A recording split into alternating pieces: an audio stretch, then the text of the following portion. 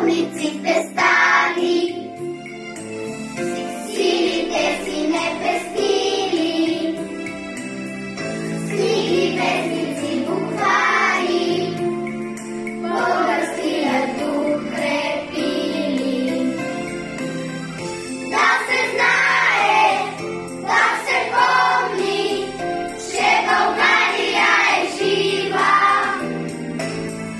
На будителите скромни, българинът китка свива. Да се знае, да се помни, че България е жива. На будителите скромни, българинът китка